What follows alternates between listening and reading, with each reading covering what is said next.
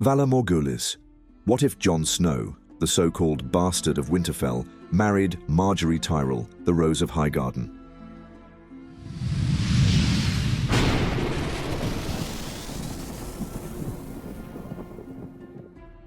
Let's explore the possibilities that might have been.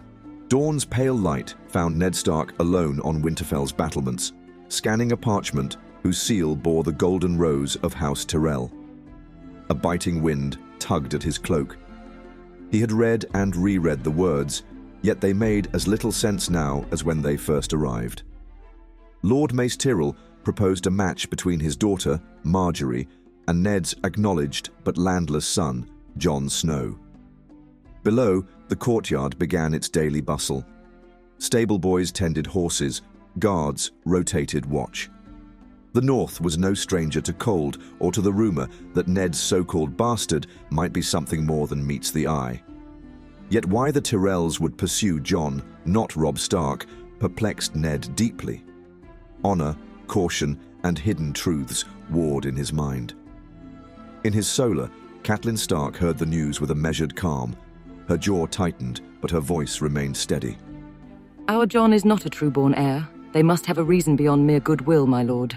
They speak of alliance, grain and prosperity from the Reach, security from the north. But are we inviting a snake into our midst? Catelyn studied the wax seal on the broken letter. If we refuse, we risk offending the Tyrells. If we accept, Jon steps into a role none foresaw. This realm has taught us how quickly fates can change. Green and gold banners of Highgarden fluttered defiantly under Winterfell's grey sky. A small entourage of Tyrell knights and ladies dismounted in the courtyard, while onlookers eyed them with mingled awe and suspicion. Leading the procession was Sir Loras Tyrell, the Knight of Flowers, clad in gleaming armor adorned with golden roses. But all gazes soon shifted to the figure within a carved litter, Margaery Tyrell, stepping onto northern soil for the first time. A hush fell as Ned and Jon approached. Margaery, cheeks pink from the cold, dipped in a respectful curtsy to the Lord of Winterfell before turning to Jon. Jon Snow, I am pleased to meet you. The stories of your land have intrigued me since we departed Highgarden. Jon, uncertain under so many staring eyes, bowed stiffly. My lady, the North welcomes you. Behind them, Catelyn kept her expression neutral, while Robb Stark offered Loras a courteous nod. Sansa Stark peeked from behind a pillar, admiring Margaery's fine gown, while Arya wrinkled her nose and shrugged. That night, the great hall of Winterfell transformed for a welcome feast. Food laden with southern herbs mingled with hearty northern fare. Margaery moved gracefully among the lords, inquiring about the old gods and the lay of these cold lands. Jon, seated near her, felt out of place, conscious of every eye upon them. Yet Margaery's questions, gentle and genuine, coaxed him to speak of direwolves and the wall. Now and then, her gaze flicked across his features with something akin to curiosity or empathy. And the following day, negotiations began in earnest.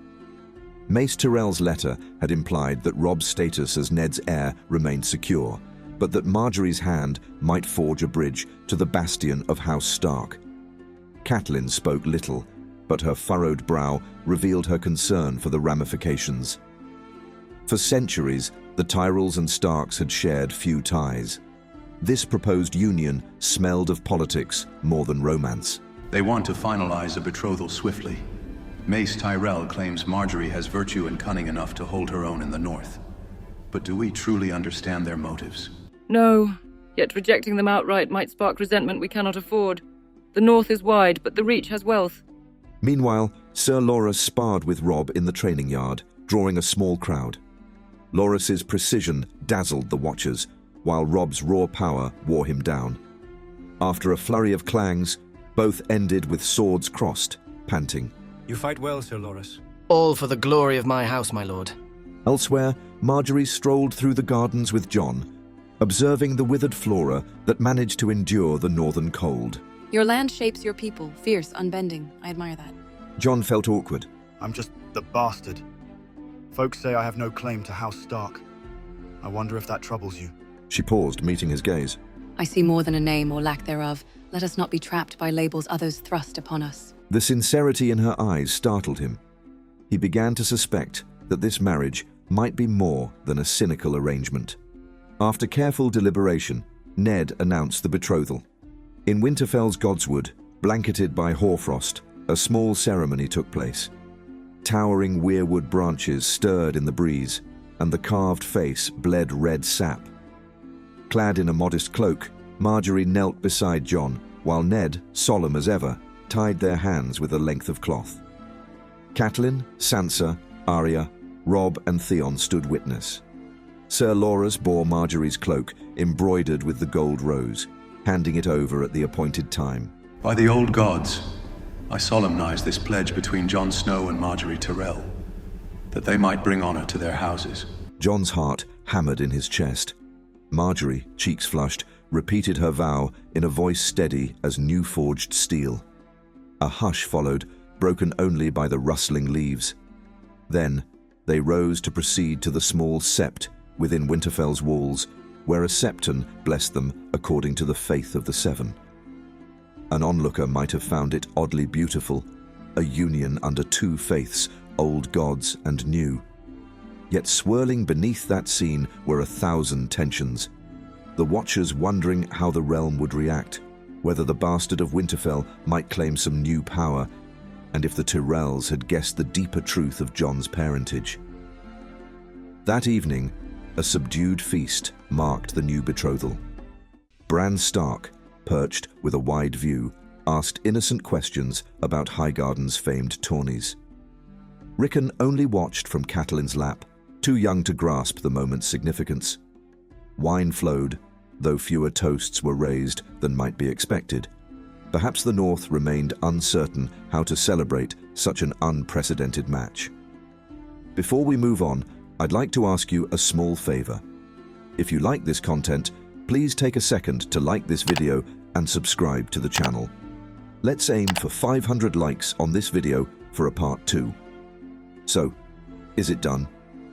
Great. Thank you so much. As Ravenborn rumors of Jon's betrothal to Margaery Tyrell spread, a king's curiosity was piqued. Robert Baratheon arrived at Winterfell with retinue in tow. Queen Cersei, Jaime Lannister in gleaming gold armor, and a full complement of gold cloaks. The wagons rolled through the gate amid swirling snow, to the amazement of servants unprepared for a royal visit so soon after the betrodhal's announcement. In the courtyard, Ned greeted Robert, who teetered slightly. Whether from ale or the road's weariness, none could say. 7 hells, Ned. The rumors said you'd betrothed your lad, the one called Snow, to a Tyrell Rose. I had to see it to believe it. Cersei dismounted elegantly, her emerald gaze taking in Winterfell's walls with undisguised scrutiny. Jaime offered a cordial salute to Ned, but the tension around them crackled. Soon enough, they all gathered in the great hall for a hastily prepared feast. At the high table, Robert's voice rumbled with both admiration and doubt. To Jon Snow and Margaery Tyrell, may they produce strong northern rose bushes or some such nonsense, ha? A few stifled chuckles emerged, while Cersei's narrowed eyes betrayed displeasure. Jon, seated beside Margaery, tried to keep from flushing. Ned wore a forced smile. He knew Robert's remarks could unearth secrets best left buried. That evening ended with Robert insisting he felt stifled indoors and longing for a hunt. Although the northern roads were treacherous, he refused caution, bellowing that a good boar spear would set his blood racing again. But 2 days later, King Robert led a small hunting party beyond Winterfell's confines. Ned joined reluctantly, feeling uneasy about a chase in these icy woods. Jaime Lannister and several knights accompanied them. Jon Snow was left behind. Robert insisted it was a king's outing, not suited for betrothed couples. As the hours dragged on, a freezing rain battered the forest. By dusk, a frantic scout galloped back through Winterfell's gates. The king had been gored by a massive boar. Men bore him in, blood soaking his furs, half delirious from pain. Cersei's face went white as a ghost, though Jaime's features hardened like steel. A dozen healers rushed to stem the bleeding. Despite Ned's reassurance, the king lapsed into fitful unconsciousness. Tension suffocated the keep. Cersei hovered near Robert's bed, refusing to allow others to remain long. Jaime paced. Tyrion Lannister, who had arrived separately, studied everything with calculating eyes. Meanwhile, Margaery tended to her brother Loras's anxiety. He fretted that King's Landing might blame the Tyrells for any misfortune. Against all odds, Robert's fever broke on the third night. Pale and diminished, he awakened demanding ale. Ned exchanged relieved looks with Catelyn, yet all understood how precarious the king's health remained. If he had died here, the realm might have plunged into chaos. Now that possibility hovered still, a sword above them. When Robert regained some strength, he rose, staggering through Winterfell's courtyard with a cane. He eyed Jon and Margaery with a curious mix of paternal pride and underlying suspicion. Bastards, after all, had once threatened the stability of dynasties. So, lad, you're set to wed the prettiest rose in Westeros. Some men might claim the bastard's luck, eh? Jon flushed. Margaery answered for him with a gracious smile. It is an honor to stand beside House Stark. My father sees prosperity in our unity. Robert grunted approval, then his gaze flicked to Ned. The boy's no less a Stark for the name Snow. Still has that long face, eh? As the days passed, Robert insisted on returning to King's Landing. The roads would be miserable, but he refused to be bedridden in Winterfell any longer. On the morning of his departure, he clasped Ned's hand. Keep the realm steady if you can. This Tyrell business, I don't mind an alliance. But watch the Lannisters. They'll sniff out advantage. Ned nodded, dread churning in his gut. Cersei, regal in green and gold robes, offered a thin smile to Margaery. Good fortune, Lady Tyrell. May the North treat you kindly. Then the Lannisters rode off with the king, leaving an uneasy hush behind.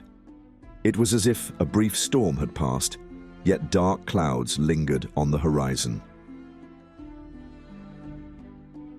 With Robert gone, and the king's survival no longer in immediate doubt, House Tyrell pressed for the formal wedding. Invitations were dispatched to local northern lords. Though the roads were treacherous in these final weeks of a harsh winter, enough bannermen arrived to fill Winterfell's hall. The dais was bedecked in green and silver draperies, attempting to evoke both the Rose of Highgarden and the Wolf of Stark. On the wedding day, Jon Snow stood near the heart tree in the Godswood, wearing a finely sewn grey doublet edged with Tyrell green. The swirling snow kissed his hair as he waited, heart pounding. He recalled the day he was just a boy, overshadowed by the legitimate Stark children. Now, the entire North, indeed all Westeros, would learn of this union. Margaery Tyrell, radiant in a cloak embroidered with roses and direwolves, approached upon Sir Loras's arm. Her breath hung in the frosty air. She knelt beside Jon before the weirwood's carved face. We stand before the old gods to join these two souls in marriage. They spoke their vows, simple and stark as the northern wind. Then, a short procession led them to Winterfell's sept, where they repeated the ceremony under the eyes of the seven. At last, Ned pronounced them husband and wife. Applause and cheers rang out, echoing among the ancient stones. The North had never seen such a spectacle. 2 ceremonies for one couple, bridging faiths and families. The wedding feast was a grand affair. Tables groaned under roasted boar, venison pies, and southern pastries sent from Highgarden's kitchens. Minstrels alternated between northern ballads and the lilting tunes of the Reach. Margaery managed polite conversation with lords who found her manner strange yet captivating. Jon, for his part, struggled to balance new responsibilities, accepting congratulations from the Umbers, Karstarks, Manderleys, all of whom eyed him anew. Late in the evening, a breathless messenger arrived, bearing a raven's note from Castle Black. Ned read it, face darkening. He beckoned Jon aside, Margaery at Jon's elbow. Benjen Stark is missing beyond the wall. There are rumors of wildling activity, large gatherings. Some watchers speak of undead shapes moving in the snow. Jon's stomach lurched. My uncle gone? Have they sent rangers after him? Ned nodded. A search party found no trace. Only rumors. The Night's Watch is concerned. We must remain vigilant. Margaery squeezed Jon's hand, concern etched on her features. The wedding celebration continued behind them, but the three wore somber expressions. In Westeros, joys seldom remained pure. On the very night of Jon's wedding, dark tidings whispered of unnatural threats in the far north. After the feast, as a swirl of music turned raucous, Sir Loras found Margaery in a quiet alcove. Snow glimmered in torchlight outside the narrow window. He seemed troubled. Word from King's Landing suggests the realm trembles. If Robert truly fails in health, some say Renly might vie for the throne. Father sees advantage in your presence here, sister. He believes House Tyrell might secure an alliance strong enough to shape events. Margaery's brows furrowed. Shaping events how? Loras hesitated. If Lannisters overreach, or if the Baratheons fracture, the Tyrells stand to broker power. You and Jon. Some whisper you could become wardens in the north or more. The small folk adore Ned Stark. A union of Stark Tyrell might overshadow the Lannisters. Her heartbeat quickened. She glimpsed the hall where Jon spoke quietly to Ned. I didn't come here to be a pawn for someone else's crown. I want to secure peace, Loras. We Tyrells often play the game, but we must not sow the seeds of endless war. Loras gave a slight bow, seeing the determination in her eyes. Then play carefully, sister. As the revels waned, Jon and Margaery slipped away from prying eyes. In a small courtyard dusted with fresh snow, they gazed at the night sky. Ghost, Jon's white direwolf, padded at a distance, watchful. Your father looked troubled by that raven's news. The dangers beyond the wall.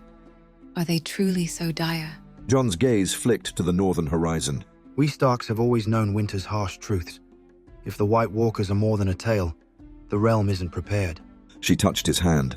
I'll stand with you, no matter the coming storms. He turned to her, gratitude warring with an unspoken secret in his eyes.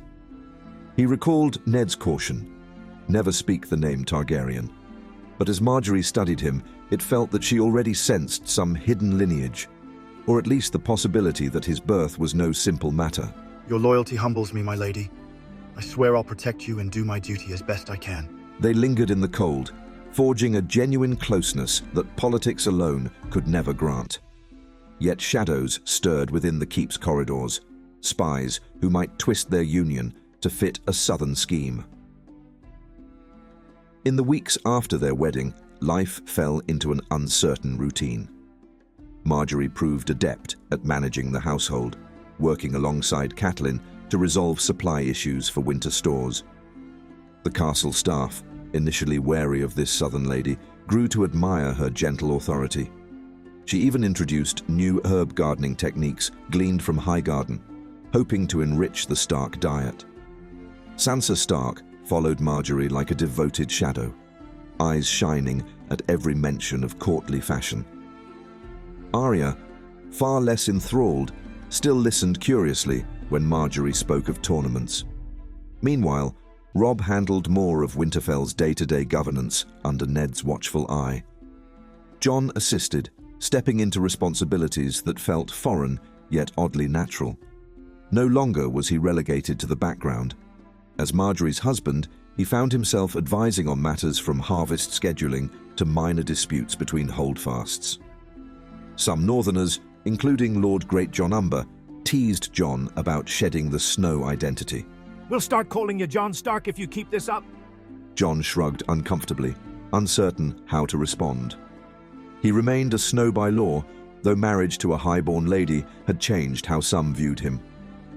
A sense of belonging mingled with caution. He never forgot that secrets about his birth might unravel everything if revealed. Messages from King's Landing arrived sporadically, bearing worrisome tidings. Robert's health had improved slightly, but rumors swirled about the Lannisters tightening their grip on power. Queen Cersei reportedly forged new alliances, while Tyrion Lannister maneuvered through the court's intrigues. Worse still, mutterings arose of Stannis Baratheon on Dragonstone, suspecting Joffrey's parentage. War clouds loomed. One morning, a raven from Mace Tyrell reached Margaery. She read it in the solar, face expressionless, then summoned Loras. Father speaks of potential strife. He suggests we ensure the North remains loyal to House Tyrell's friendship, should the Iron Throne falter. He even hints that if Robert dies, chaos will ensue, and we must be ready. Tyrell's friendship, should the Iron Throne falter. He even hints that if Robert dies, chaos will ensue, and we must be ready. Loras frowned. So, soon after your wedding, he craves deeper ties. Does he imply we undermine Ned Stark's loyalty to the crown? Margaery pressed her lips together. Father wants security, but I will not betray House Stark. I respect them. Nearby, a quiet step betrayed Jon listening in the corridor. He appeared, heart weighed by the political tangle. If King's Landing falls into chaos, the North must stand strong. We cannot be pawns in the Tyrell game either. Margaery met his gaze. We'll find a path that honors both our families, if it's possible. That evening, Ned Stark confronted Jon in the Godswood, the wind keening through red leaves. He held a sealed letter, brow creased. Ravens from the capital speak of tension between the Lannisters and other great houses. If Robert's reign collapses, we risk war on all fronts. The Tyrells might push for advantage, as could the Greyjoys or the Baratheons. Jon nodded, fists clenched. Does that mean Margaery and I are just pieces on the board? Ned's gaze softened. I wanted to protect you from these games, Jon, but your marriage places you at the heart of them now. I only hope you'll remain true to who you are. Elsewhere, Margaery sensed that Ned carried a secret, a deeper concern. Perhaps something about Jon's birth, or a clue why the Tyrells had singled him out. She asked subtle questions of Catelyn, who could only shrug. The tension between Catelyn and Jon still simmered, but had softened slightly after the wedding. Even so, no one offered clarity. The secret of R plus L equals J remained as guarded as the crypts beneath Winterfell. As the nights grew colder, Ned arranged a large bonfire in the courtyard, a moment of warmth for Winterfell's people. Jon and Margaery stood side by side, distributing spiced wine, greeting the gathered small folk. This display of unity charmed many, bridging the initial skepticism that the northern folk had harbored toward a Tyrell bride. Old Nan told stories near the flames, recounting legends of the long night, white shadows in the heart of winter, and heroes who rose to wield flaming swords. Arya listened with wide-eyed fascination, while Sansa found it all too frightening and wandered off. Margaery listened politely, though the tales of ice demons gnawed at her imagination. Just then, a letter arrived from the Night's Watch. More tales of vanished rangers, eerie sightings in haunted forests. Ned read it grimly by the glow of the fire. The old stories might be stirring again. We can ill afford southern wars. If the dead walk, we need unity among all the great houses. Jon felt a chill deeper than the winter wind. Margaery placed a hand on his arm, sensing his dread. We will stand with you, my lord. The Tyrells can supply food if famine bites, can we not? That sentiment sounded promising. Yet, in the labyrinth of politics, alliances were seldom so straightforward. If conflict erupted over the Iron Throne, how would the Tyrells and Jon navigate their loyalties? At last, the newlyweds found a rare moment of privacy in their chamber. Outside, Winterfell slumbered under a blanket of snow, the wind rattling shutters. The room's hearth flickered, illuminating furs and tapestries in golden light. Jon settled on the edge of the bed, brow drawn with contemplation. Margaery slipped beside him, lacing her fingers through his. I see how heavily it weighs on you. Benjen's disappearance, the king's uncertain health, all these rumors of war. I'm no stranger to courtly intrigue, but here we face threats beyond mere crowns. Jon looked up at her, expression torn between gratitude and guilt. I've never felt comfortable in these games. We stand at the brink of something terrible, I sense it. If the tales of the White Walkers are real, all these rivalries might seem foolish soon. She brushed back a lock of his dark hair. Then let us be part of forging the alliances we need. House Tyrell and House Stark together, flowers in the snow. If war comes, we will endure. Outside, in the unrelenting cold, Ghost prowled the ramparts, red eyes glinting. Somewhere south, the Lannisters plotted.